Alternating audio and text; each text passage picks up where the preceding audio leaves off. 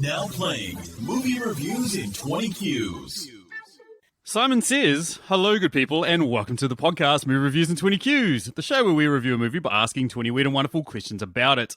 I am your host Sam Hurley and I am joined this week on the special edition by both halves of the We Watch the Thing. I mean, we had Topher on recently for Parasite, but he's back again anyway. How are you, Toph? How you doing? I'm well, sir. Always happy to be here. Oh, so glad to see you here. And you've brought along your other half, Mr. Bedazzled. How are you, Bedazzled? I am so fantastic. You know, I watched Bedazzled the other day. That movie rocks, man. More than one. I was waiting for you to object to that. I was kind of disappointed.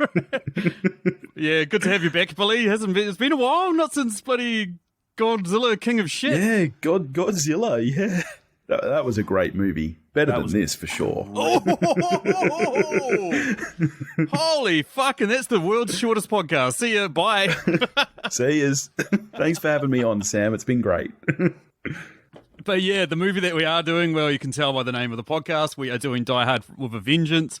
We basically threw this out to you guys, our dear listeners, to vote on Twitter to pick a movie for us because, obviously, due to reasons we don't really need to discuss on this podcast, not a lot of new films are coming out, and we decided that every month we'll do a throwback to a movie that came out in that month. And the options were Iron Man 2 from 2010, Revenge of the Sith from 2005, Gladiator from 2000, and then Die Hard with a Vengeance from 1995. And I was stoked. I was happy. What about you guys? I was keen for I think actually any of those options were going to be really fun. But initially, like out of the gate, this is actually what I wanted. Yeah, see, this was the only one of the options that I hadn't seen before. So I was actually pulling for Sith because I was like, oh yeah, that'll be a fun one to do questions about. High ground.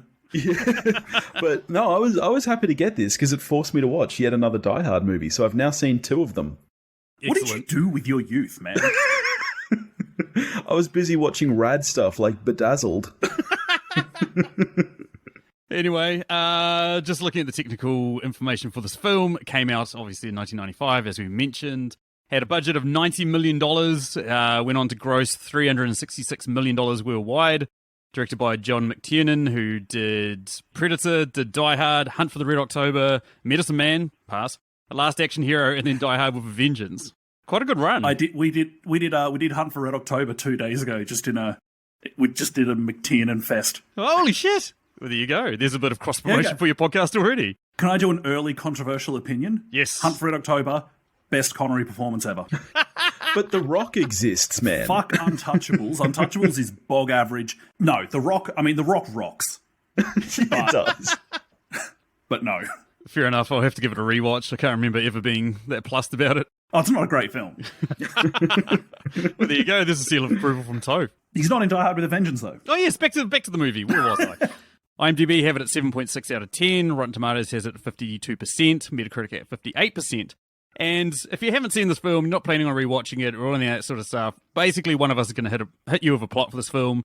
So who's seen it recently? Who's seen it the most recent? That'd be you, Billy. Nah, it's got to be Toph, mate. I watched it in split viewings, I must admit. Okay, all right, let me give this a go. Go, Billy! John McClane, right? He's a rough and tumble New York police cop who's recently been made not a cop anymore for reasons unknown, but he's kind of a dick and everyone hates him, and the cops are really, really mean to him for some reason. And clearly his wife hates him too. We don't know why, but something about Holly, she's gone. We don't know why.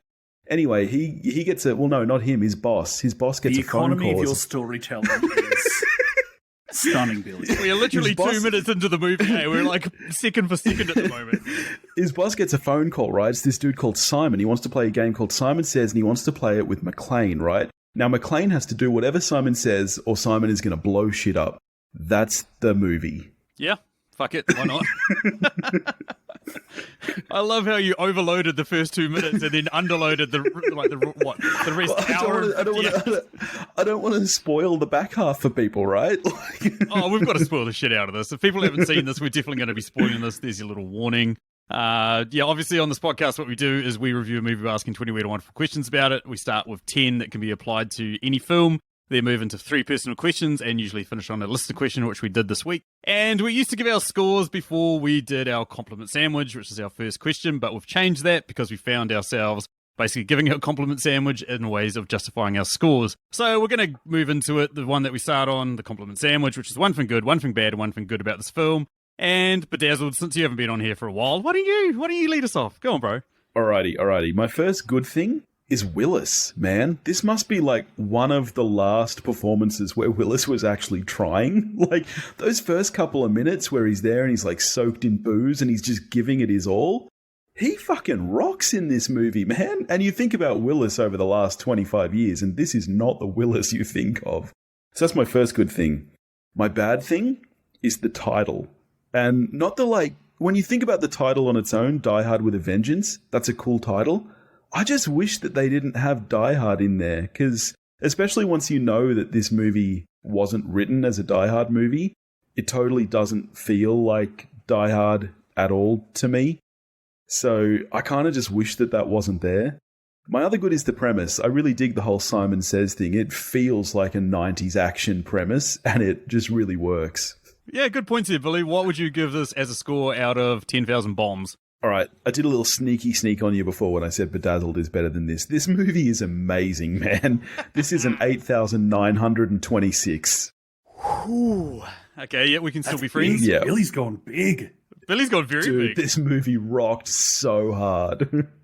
Over to you, Toph. My first compliment is going to be just the opening credits with that music going and then just that hard cut into the explosion. It's just like, like 45 seconds into this movie and I was just like, I am so in on this film. Yeah. It's one of my favorite film openings ever. It's like just, you think of the opening for Touch of Evil and just make it for an adolescent boy. And like, that's really what it did. And holy shit, it worked. My negative is, for me, the last 15 minutes of the film, there is a significant drop-off in quality from what has come before it. I probably disagree with Billy a bit in that it does, for me, feel like a Die Hard film.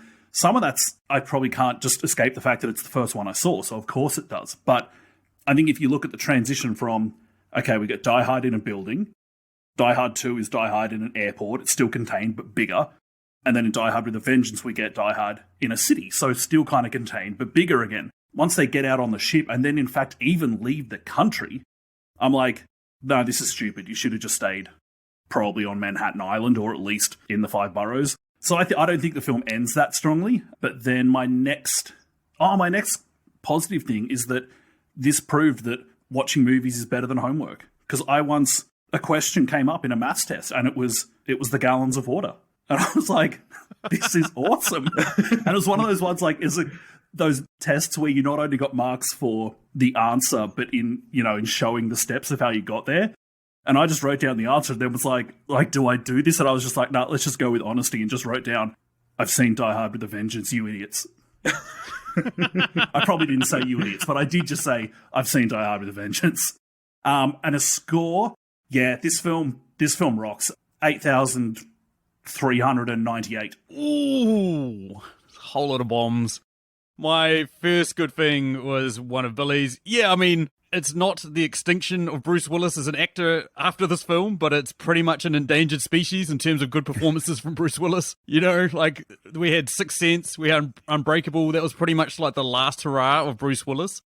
Some people might say Looper was a bit of a return to form, to which I think that was just fucking Rian Johnson directing the shit out of him and actually making an awesome film. So, yeah, I mean, seeing Bruce Willis give a shit, seeing Bruce Willis show up, do his job, and actually have fun with a role was just awesome. It was just refreshing because yeah, I mean, I just miss them, basically. The bad thing, exactly the same as you, Toph. As soon as they leave the city, things just start going a little bit sideways to the point that it becomes a little bit tedious, and you could feel like they were trying to jam more into the end of the script when they really could have had like an awesome showdown in the city at some point and just sort of finished it on quite a climactic moment like that.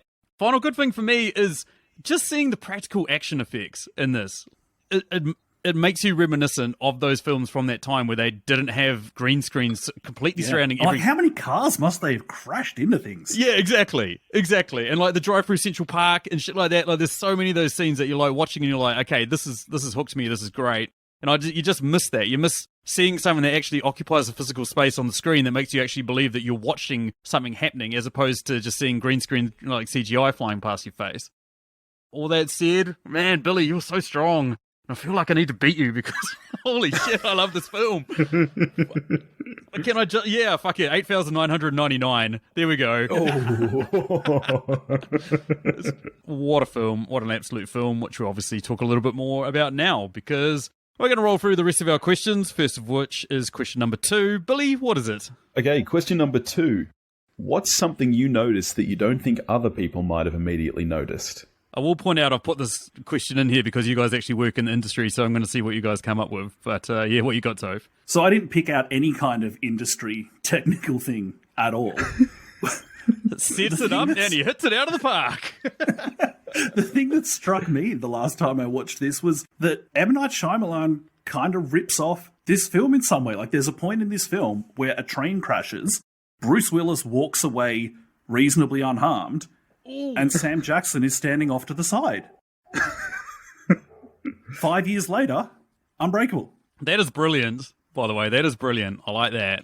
That's a very good point. For me, I mean, we'll get past the obvious ones. There's quite a few sort of throwback references to Die Hard, the original film, such as when he's got the sandwich board over him at the start and he's got a gun taped to his back. I thought that was quite a cutesy little throwback to the original Die Hard and how he disposed of Gruber. But the thing for me is, as a bald man, we analyse other balding men and we sort of see how far along the spectrum they are. And we do find a little bit disconcerting when how far along the balding spectrum they are changes from scene to scene to scene.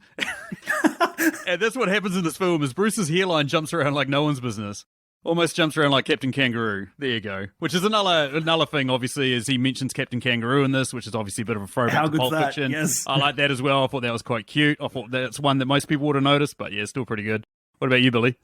Did you guys notice that it's not Christmas time in this movie? So I was like, for reference for the listeners, I was over an hour in when I messaged Sam and Toph being like, I thought it was summer, not Christmas time. Because at one point, a little kid talks about it being Christmas time, and it took me the longest time to realize that he was being metaphorical and that it was not indeed Christmas. So one thing I did notice was that Sam Jackson had straps on his glasses, and I was like, for someone who keeps like going on about how awful the white man is there anything whiter than straps to hold your glasses on? Like, it's funny you say that because he actually based his look on Malcolm X. So right, okay. So there you go. I'm wrong again. Hate to keep breaking your heart like this, Billy, but I will back you up on one thing though. At one point, Bruce Willis walks up on that truck and is like, "Hey, have you guys seen a guy come through here?" And they're like, huh? And he's like, oh, it was a guy of 8 reindeer. He's a jolly fat man with a beard. So there was actually more than one Christmas reference in here. So yeah, there's a lot of Christmas references for a movie set in summer. It very much confused me for the first hour. Poor Billy. Anywho, what's question number 3 there, Toph? Question number 3. What deep philosophical debate arose you during this film, Billy? I could not stop thinking, what kind of parent is there out there that names one child Hans and the other Simon? I feel like they're very different names for a pair of siblings. Like, I don't think of Simon as like a traditional Gruber name. You know what I mean? I love your brain, Billy. That's what sticks out to you. Like, well, it would be like imagine if you have 2 kids, right? And your first kid is Wolfgang, you know, a quite normal name, and then your other kid is like Dwayne or something. It's strange, right? Yeah, okay, that's pretty surface level, but I'll go for something a little bit more deeper. Shine on, Billy. My one was like right at the start of the film. Like, if I was Zeus, would I have helped Bruce Willis? He's strolling through the streets with a sandwich board on, with one of the most offensive sayings, and towards black people in the middle of Harlem. Would you help him? That was my question. Was watching him and thinking, would I help him? I think they cleared that up really nicely later on, though, when Zeus explains that he wasn't helping like a white man. He was stopping a cop from getting killed in Harlem. I think he's an inherently decent human. Yeah. Mm. Like, that being said, like, he didn't know Bruce Willis was a cop when he first went over to help him. He thought he was just some random dude out on the street who had lost the plot, Oh, we've picked a hole in the movie already. Still an 8,999. What do you got, Toph? Mine departs from the movie a little bit, just watching this film and going, like, just how enjoyable 90s Jackson is. Like, this is a year after Pulp Fiction. with it. Jackie Brown's there. We're a few years removed from Do the Right Thing. Like, I forget a lot of the time now just how good Sam Jackson was. And what I was thinking was, if in the year this film came out, he wins the Oscar for Pulp Fiction, which I think he should have. Martin Landau won for Ed Wood, and fuck that. Sam Jackson should definitely win that. If that happens, if it's Oscar winner Samuel L. Jackson, is his 21st century IMDb different than it is? Where it's now stunning, where you occasionally, like, you're watching Django or something, and you're like, oh yeah, Sam Jackson's actually really good. Because mostly he's just being Nick Fury and or yelling. But if he's Oscar winner Samuel L. Jackson... What's wrong with Nick Fury? Is it different? I've got no issue with 5 out of 10 movies, Zeus. Sam. Zeus was originally offered to Lawrence Fishburne, who had also turned down the role of Jules in Pulp Fiction.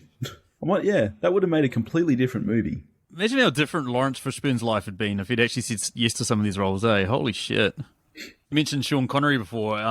He was originally meant to be Morpheus in The Matrix. It was going to be Will Smith and Sean Connery. And then Sean Connery turned it down because he didn't understand it. And then he got offered Gandalf and he turned that down because he didn't understand it. So then when League of Extraordinary Gentlemen came along... worse film. Both of those are significantly worse films with Connery. Yeah. Because he's not bringing his Hunt for Red October heat. Yeah, exactly. But yeah, by the time it got to League of Extraordinary Gentlemen, he read the script and he was like, I don't understand any of this, I better do it. And then that was the movie that made him quit acting. Yeah. Anywho, that moves us over to our first of our Patreon questions, which are questions that are submitted to us by you guys, our wonderful Patreons at the $5 level. First of which comes courtesy of Dave Baker. Dave has his own Patreon at patreon.com/yourfavorite. And on it, he posts a ton of awesome content. And what Dave would like to know, and this is a bit of a tough one given that this film is full of arseholes, but which 2 characters from this film would you guys want with you at your house party? I feel like this one's actually too easy because the answer for me is just John and Zeus. Like, they're a cool pair of buddies, and I think they'd be pretty fun to hang out with. You say that, but I feel like John McClane is like had a curse put on him by a witch when he was a baby, because wherever he goes, he gets himself into some fucking pretty tough situations. And he's an arsehole while sober/hungover. True. Imagine how big a dick he is once he gets a few in him. No, that's the thing. I reckon that he would be one of those nice drunks. He's like Bender. Like, I think that he might be... Yeah. I reckon that the reason he always drinks is because he's probably a better person when he's drunk. Think about it. We don't see him drunk in this movie. He's an asshole because he doesn't have a beer in his hand. I reckon at a party, he'd get it going on. I've got too much in common with him. First I'm bald, now I'm a nice guy when I'm drunk. And my wife hates me. What about you, Toph? What do you got? Not even a contest. Charles the Bomb Guy. He's pretty cool. Yeah. Charles the Bomb Guy is definitely at my house party. And feeding off pick one, I'm bringing Connie, one of the cops, because those two together... it's one of like those couples who just yell at each other, but there's no tension to it. It's just lovable yelling. And then at some point in the night, you're going to go into a room and find those two at it. Definitely. You reckon Connie would drop Definitely. To that? Charles and Connie, it is on, I'm telling you. Honestly, again, it's like an echo. I had Connie, the blonde policewoman, and then Connie's perm. That was the 2 things that... I know, welcome back to the 90s, right? Fucking outstanding. I was like, look at that hair. It's so beautiful. The only other one was that I had as a runner-up was Jerry, the truck driver who gave him a full history and rundown on how that... Jerry's great. Yeah, he is. Jerry is the Give him bomb. a full rundown on how that pipe was there. And also, like, I don't know about like parties in Australia, but quite often we have arguments as to who the 20th president was or the 29th president, and you need a guy there to answer these questions for you. He knows. He straight away, he knows that trivia. He tells you who the 22nd president is. That was the thing. I want to know what else that Jerry guy knows, because at first when he was spouting information about the tunnel, I'm like, okay, this is really weird that he knows everything about this tunnel, but I guess maybe it's his job, so maybe that's it. Then when he starts spouting out about the president, I was like, now this is strange. See, I just totally see this guy, just absolutely crushing the New York Times crossword. Yeah. This guy, I find him actually oddly believable. You're right. I can imagine him sailing through Who Wants to Be a Millionaire and not using any lifelines or anything like that, eh? Just fucking moves us over to another Patreon question, which comes courtesy of Julio of the Contrarians podcast, another awesome podcast that I can't get enough of. On it, Julio raids against the Rotten Tomato machine with his pal Alex. So they take a film that's universally beloved and they sort of go to argue why it's shit, or they take one that's pretty shit and sort of go to and sort of argue why it's awesome. And yeah, recent example of that was Street Fighter that these two appeared on. That was good fun. Absolute pile of hot garbage. Oh, come off it.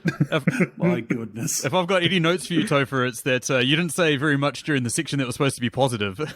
It was rough. You just focus on Raul Julia. your silence spoke volumes. Anywho, what's Julio's question there, Billy? Julio wants to know what our most controversial opinion about this film is. I mean, we've already mentioned it. Like, John McClane isn't really a hero. In fact, he's just a complete arsehole.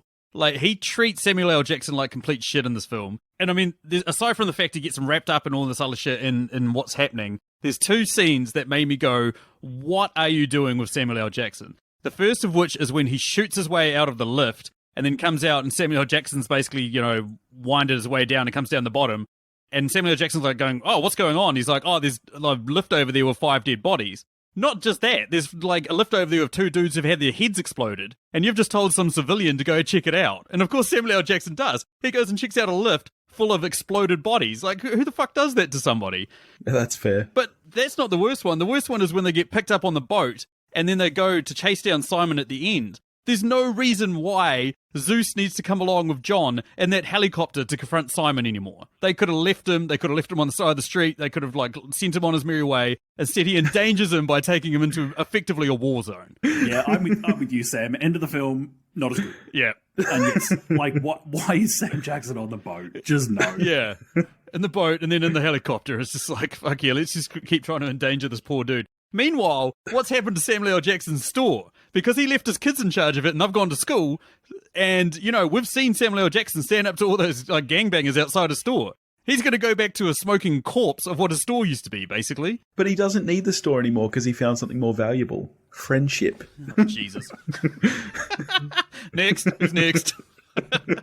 My controversial opinion about this film, which is long held, is that Simon is at minimum the equal of Hans Gruber as a villain. Ooh.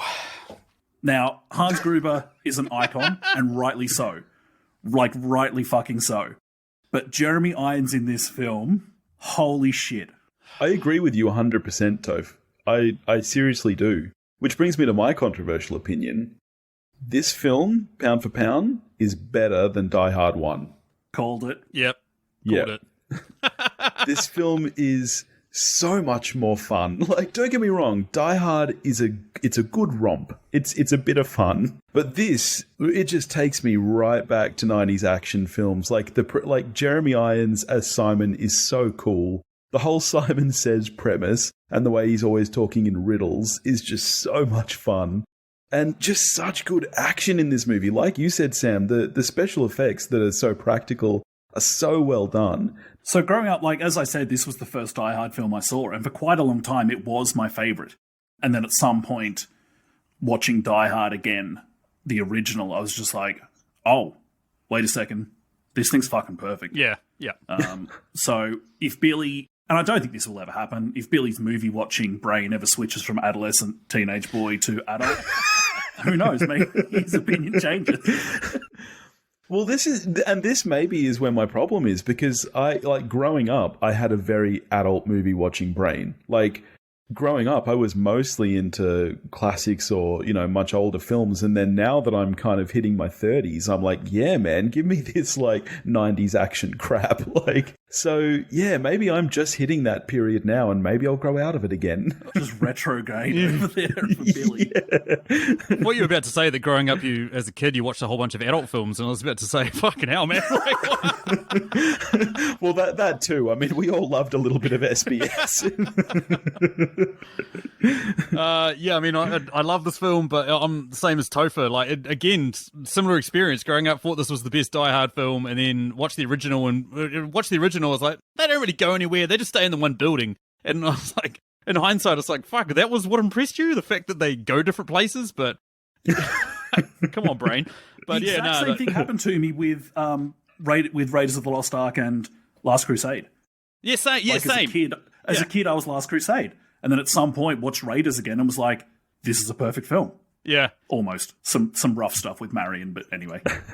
Moves us over to another Patreon question, which comes courtesy of the amazing woman that is Emily Higgins. Emily recently hosted an episode for us, did an amazing job. I actually went over and did an episode of hers on the Tasters podcast, in which I compared two films. Basically, went on a bit of a rant as to why Punisher Warzone is a better film than Deadpool. That was great, by the way. Thank you. Yes, thank you. I'm glad one person enjoyed it. Most of the other feedback I got was highly, highly inflammatory and But see, I'm sure that that's just. Yeah. I'm sure that feedback is par for the course for Emily's show. It's true. That's the intention. That's the idea of the. Yeah. Anyway, what would Emily like to know there, Toph? Which side character would make for the best spin-off movie? You know, you guys know, like right at the end when they're, like they're all on when Simon and Katya and they're all on the piss and they're hanging out in that warehouse, and then there's like, to our fallen comrades, and then he sort of hands it over to the second in charge and goes, "Here you go, you're in command now." I want to see that guy's movie, because this movie ends with Hans Gruber and Katya getting shot and killed, but we have no idea what happened to the rest of that German army that was all getting suited up with their weapons and spilling out onto the streets. Yeah, they act That's like, true. okay, good, we killed the top guy, all sorted, and forget the fact there's a fucking small army in the warehouse. Yeah, that guy takes over very quickly too. You can tell that he's just been sitting there waiting for his chance to stand up. How happy would he be that Simon is dead? Yes, Simon's dead. The crazy woman is dead. Now it's just that, like, him and his boys, who are obviously all like trained mercenaries, all staunch big German men that are all muscle bound. I don't know how I've gone on a tangent. Let me bring it back. They're all like, they're huge buff dude. Oh, I'm back on it again. God damn it! But they're soldiers. They're soldiers. Like, what happened there? I mean, we've got police guys driving in with their like little pistols and shit, and these guys are armed with little submachine guns. Fuck, that would have been an awesome film. It would have been a shootout. Canadian Mounties would have shown up. Bloody New York police, God knows why they're there, showing up. I want to see that film. I want to see that mini little war or whatever it would be. I'm going with, you just mentioned her, Sam, Katya. She's like, I mean, at some point we're going to get a Black Widow film, which, I mean, it's an MCU film, so let's just assume it's going to be a 5 out of 10, like, kind of just fine. A 500 out of 10. Yes, you're right. Yeah, it will be, yeah. Prequel with Katya just tearing it up through, let's say, Eastern Europe. I'm there for it. I don't know that she needs to say a single thing in the entire film. It'd be good, because she looked very, very comfortable covered in blood. Oh, into it. Into it in a big way. Totally. What about you, Billy? All right, we spoke about him before, but I can't wait to see Jerry in his own movie, man. Like, that would be awesome, especially if you somehow make it, like, keep it in the Die Hard universe, but like him in the John McClane role. But instead of having to do anything action-based, he just has to answer trivia for 90 minutes. That would be amazing. It's like Slumdog Millionaire meets Die Hard. Just Jerry. Yes, exactly. Just flexing out with his knowledge base. Congrats, Billy. There's at least one moment per podcast where somebody pitches a film that no one will ever get made. So, yeah.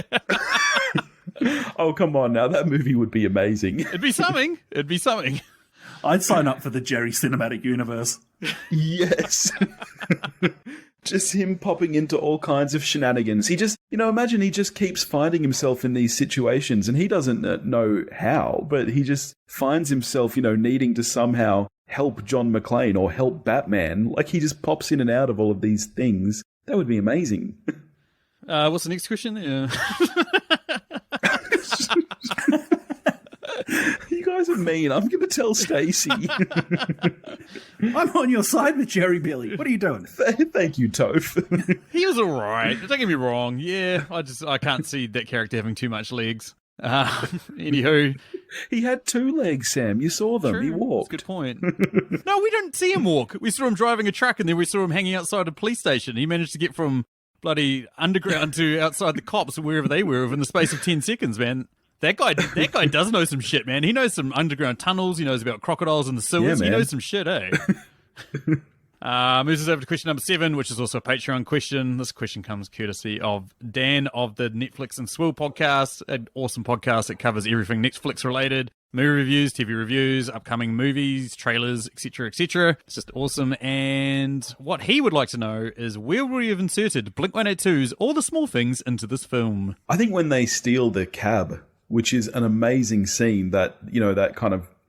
You want to say it's a car chase, but there's no car chasing them. They're just driving crazy to get across town. If at that point they had turned on the radio and All the Small Things had been playing, that would have been incredible. So I'm going, I mean, it's stupid. It's stupid wherever it happens, obviously. Yeah, I was about to say the same. Nowhere, but that's not an option. So I'm going with that one of the FBI guys has it on a Walkman and it's just kind of bleeding through the headphones in that van because, like, just constantly in Die Hard, the FBI just get dunked on constantly. Die Hard films fucking hate the FBI. So some guy just who should be doing a job with a Walkman because it's 1995 and this song wouldn't have existed Not yet. No. But anyway, fan edit that shit away. It'll be fine. I reckon a German cover of it when they're all partying at the end. And then, you know, they're all like, no, and they're all happy and all that sort of stuff. And then we get like a, you know, To Our Fallen Comrades, and then it just like record scratches goes off sort of thing. And they're all like, yeah, Fallen Comrades, you know. If we're going to ruin this film, let's ruin it really hard. Let's just completely ruin it, die hard, you know? Hard. I'm on a tangent again. Anywho,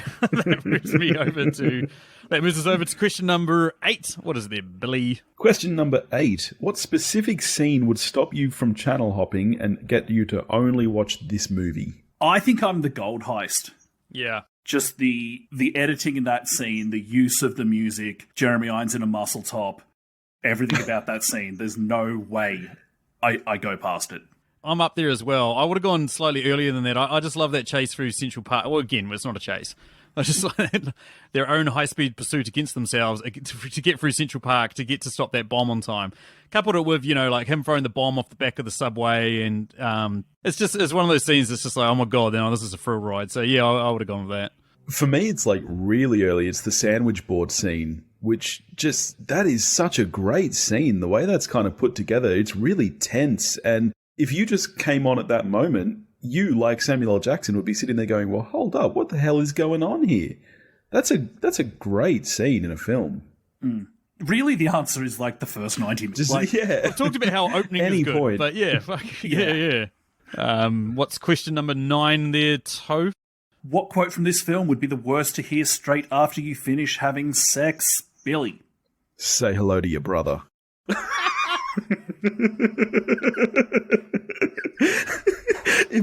Firstly, I don't have a brother, but if my wife said that to me, even I would be like, whoa, hold up. I knew something didn't feel right down there. Yeah.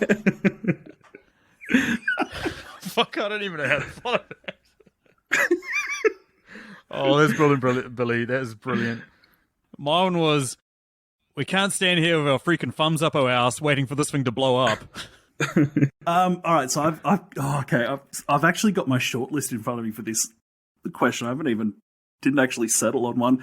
I might go with... Yeah, do all of them, man. Do all of them. I've got one more if it's not in your list as well. Okay, the ones I like, or like for not wanting to hear, are how do Catholics do their thing? I like, you think you should slam it around like that? And do you know how to pick this lock? Ooh, my other one was crawl out from that rock you're hiding under and I'll drive this truck up your ass. That one was a little bit too close to home for me. That's why I didn't go with it.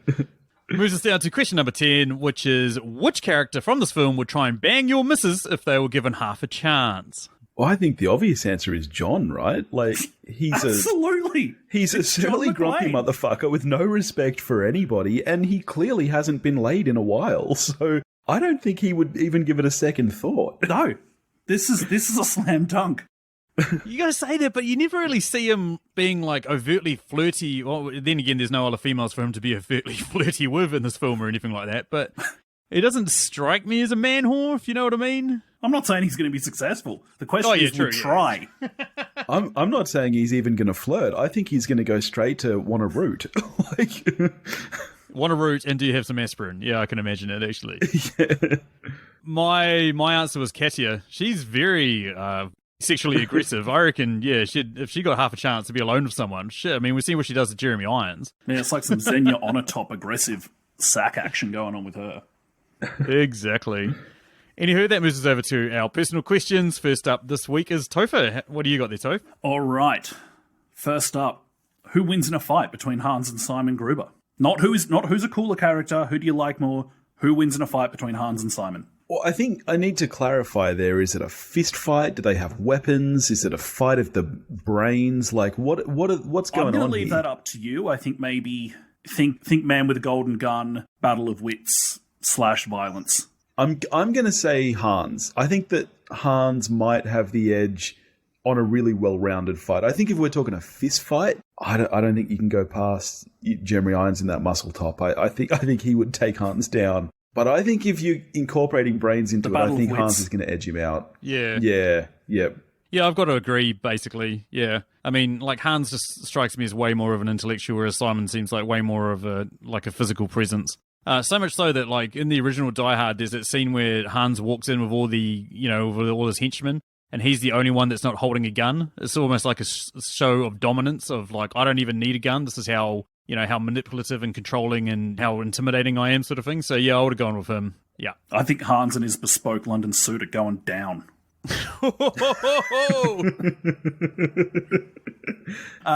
Next question, though. Is the repeated needle drop of When Johnny Comes Marching Home the greatest in film history? I'm just going to go yes, because I can't think of any others at the moment. I'm going to say no way, man. No way. There are a million better needle drops than this. Okay, name a thousand. Stuck in the middle with you in Reservoir Dogs? No, I said repeated. Like, it's the fact that it keeps coming back in this film. Did you read the question? Whoa, hold up.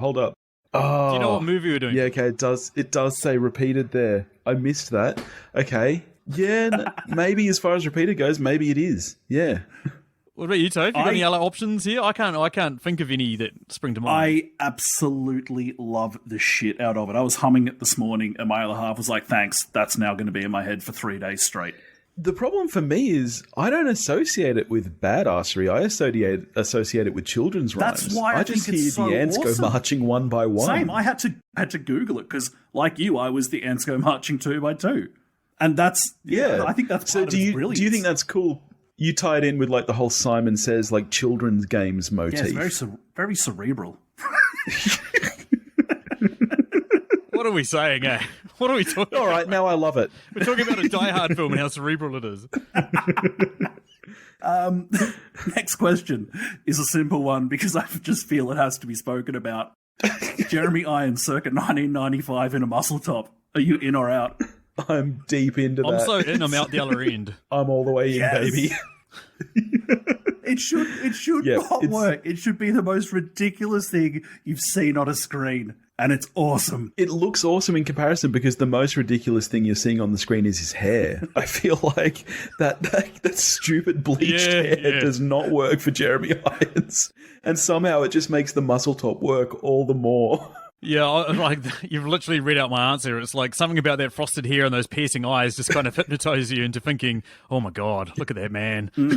Yeah, how many people can pull off Simon with the choices made in this film? Not many. Do you guys reckon it's like a throwback to the original Die Hard? You know how Bruce Willis is wandering around in the like sloppy, horrible white wife beater, and then this one it's kind of a grey, almost sleek designer number, you know, like symbolising the two sides of a coin, but one of them's a little bit more refined.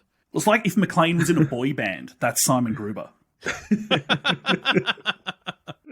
There we go. I want to replace that with my deep philosophical debate, or replace my deep philosophical debate with that. That's brilliant. Well, we've established it's a very cerebral film. Exactly. I'll touch on that in a second. In fact, I'll get into my cerebral question first. I've put down a mystery question here for you guys because I wanted to see if you guys can answer it. And Topher, I know you can. I've got the feeling we can. You've already proudly blagged about how you can. But okay, so I'm going to rule you out. Billy, how do you get exactly 4 gallons into a 5-gallon drum using a 5 and a 3? You've got 5 minutes, and if you haven't done it by the end of 5 minutes, I'm going to explode the bomb that Topher put under your house this morning. I did notice in this most recent watch that the way that scene is edited, it's really not explained. It doesn't explain it. No, it's not. I think... Okay, hold up.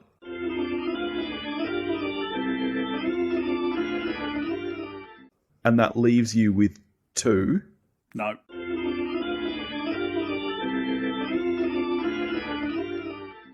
You fill up.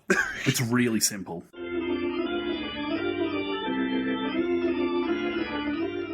I give up. We're wanting to get to 4 gallons, correct? Yes. So you fill up the 3-gallon drum. You pour it into the 5-gallon Okay. drum.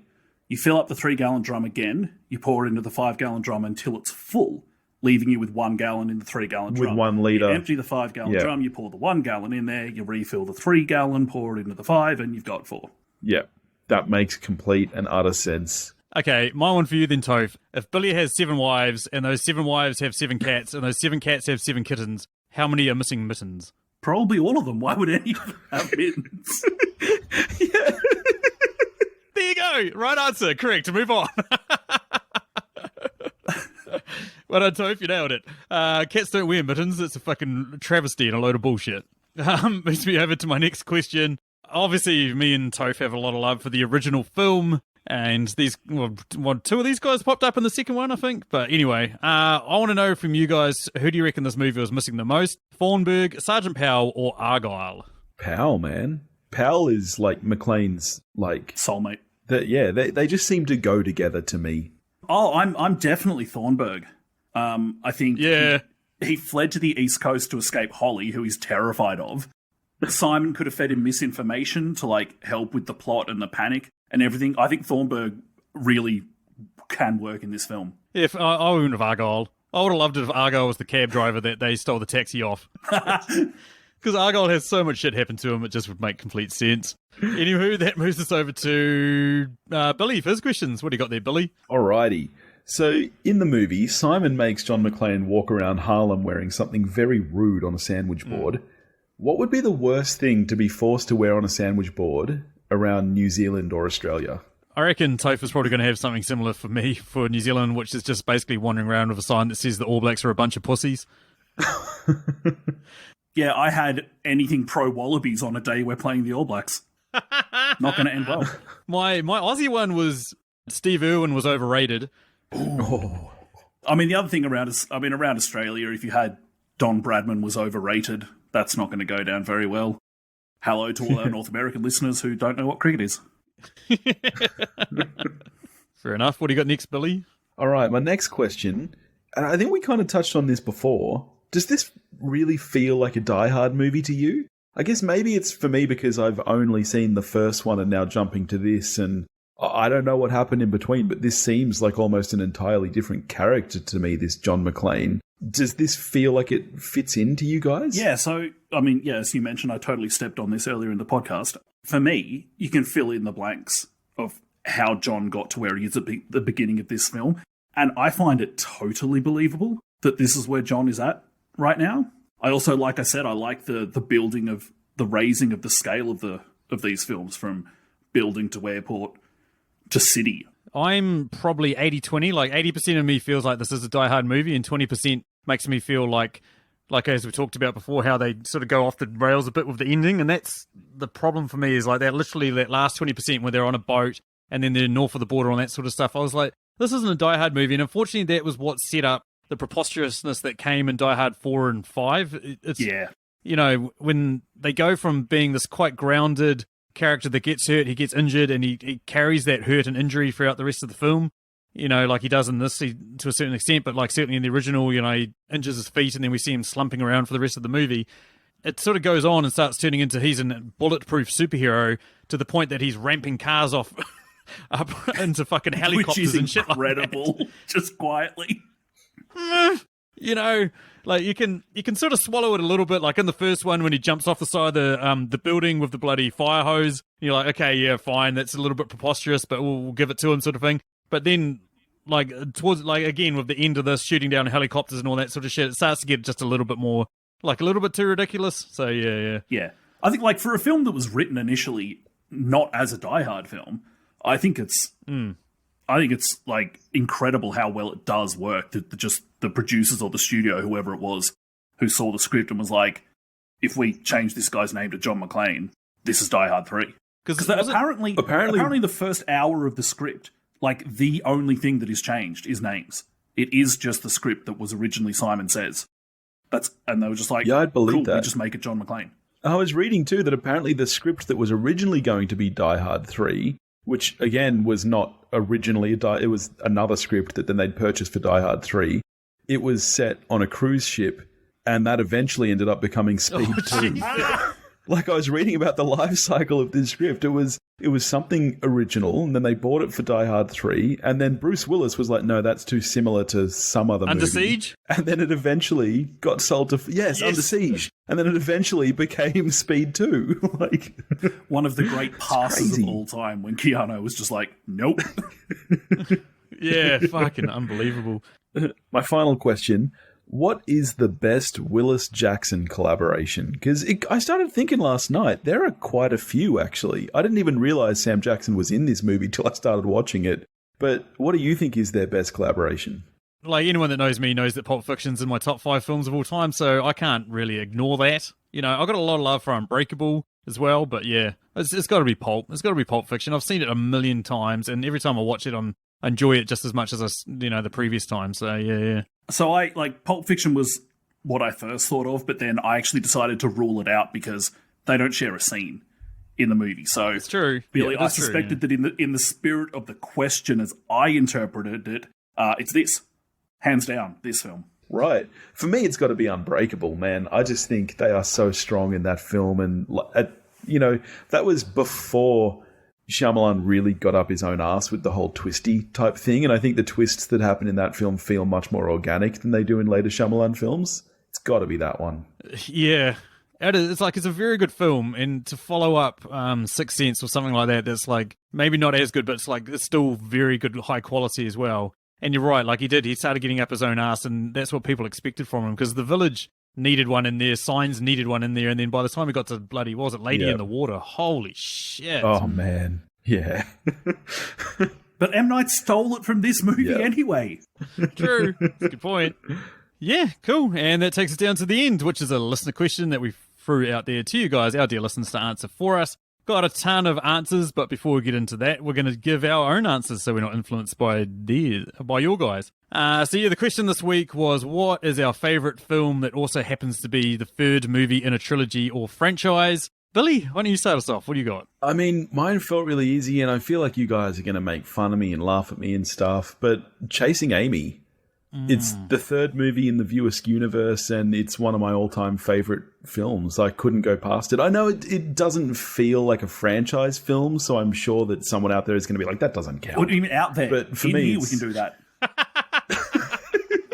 But yeah, for me, that was my only answer, Chasing Amy. There's a film that's dating well.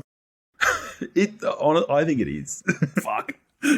By definition of the question, I'm probably Return of the King, in a stunningly boring film bro-y answer. But ultimately... Film bro.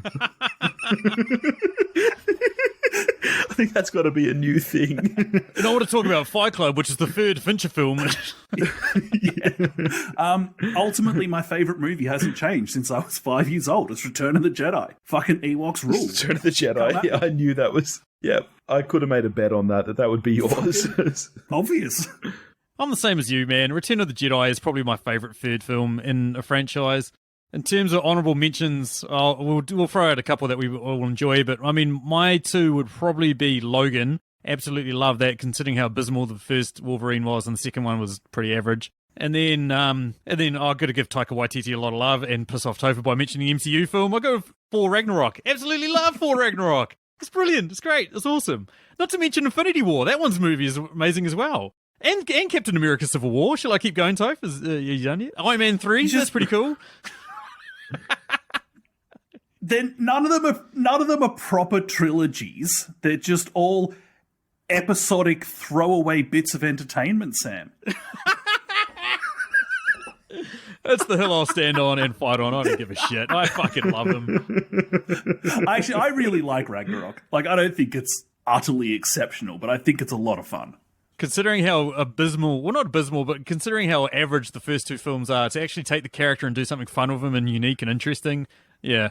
Do you want to hear a good story about The Dark World? Yeah, sure. We came out of that film and Billy was like, yeah, that was better than the first one.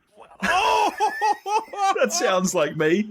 I don't remember it. Did we see that together? We did. You did the same thing with Age of Ultron. The Oh, words, no. the sounds words like me. better than the first one came out of your mouth. You know, Billy, someone's been listening to this podcast and it's been like the whole time like, yeah, Billy's giving some good answers, and now you've just completely lost them. You know that, eh? Just like... Yeah, but I got like 4 other people on my side. The Dark World fan club. What they lack in numbers, they make up for in fervour. What about you guys? What about honourable mentions? Revenge of the Sith. Is a film? Yep. I mean, that's definitely a film involving the high ground. But it's the best of those Yeah, three. It is. That it is. It's like one of the, I mean, there can't be. Is there a single other one where the third is so far in front of the first two? Maybe Godfather? Oh, no, that's going back the other way. Sorry, yeah. Like, it's not a great film, but it does greatly suffer from the fact that it gets compared to like 2 of the 5 greatest films of all time. And obviously, Sofia Coppola's performance in it is a train wreck. Yeah, less said about that, the better. Prisoner of Azkaban is probably the best Harry Potter movie. That's the third one. True. Have you guys seen the Before Sunrise, Before Sunset, Before Midnight trilogy? Yeah, really good film. But the first 2 are great. Well, that's the thing. Like, the first 2 are both in my top 20 of all time, easily. Yeah, no, That's the kind of movie you liked when you were a teenager, Billy. Exactly. It is. Yes. Now it's The Dark World. Now it's the Dark World and Age of Ultron. What happened to you, Billy? I know, right? Anywho, that's enough out of us. Let's go over to Twitter and listen to your guys' answers and judge them accordingly. First up, Stacey Hurley. Oh, God, not her again. For Ragnarok. I'm sure Tara Mahalik agrees. And then she just posted a gif of Chris Hemsworth with no top on. Yes, I'm not going through all this bullshit again. And Tara Mahalik agreed. Emily Higgins from the aforementioned Tasteless podcast said Iron Man 3. Come on, Emily. Poison Ivy 3. Come on, Emily. And Purge Election Year is my favourite of the... Well, come on, Emily. She should just rename her show Come On, Emily. Come on, Emily. just as a little reminder to herself. Emily, whenever you think something, just think afterwards, come on, Emily. Oh, I love you, Ems. Paul from the Countdown podcast, another awesome podcast you guys should all go check out. He said John Wick 3. There you go, Toph. Indiana Jones and The Last Crusade. Good old Indian. No, Last Crusade is awesome. Yeah, Last Crusade is awesome. And he also mentioned Alien 3. Yeah, I said it and I regret nothing. I think Paul was drunk when he wrote this because Alien 3 is garbage. I'm with Paul here. I'm an Alien 3 apologist all the way. Billy, I'm just going to say that your comments about For Dark World and Age of Ultron have just been upstaged by saying Alien 3 is a good film. It is, for me, without question, Sigourney Weaver's finest performance in the franchise. Listeners, you're lucky the podcast isn't... you can't smell these podcasts because quite at the moment my brain is burning and I think I'm having a stroke. Brad from the Cinema Guys said John Wick 3. Steve from Everything I Learned from Movies podcast, another awesome podcast you guys should all go check out. Went with Halloween 3, Season of the Witch, Indiana Jones and Last Crusade, Fast and the Furious Tokyo Drift, and Naked Gun 33 and a third. Bill Laserman replied, I second Last Crusade, but Tokyo Drift? ? Kind of agree. Duty from the Shaken Not Nerd, who was on recently to do Point Break and was been on the Movie Mass debates with us, also went with Return of the Jedi, the best Star Wars film, according to him. It's Empire Duty. Yeah, Duty! Ewok life.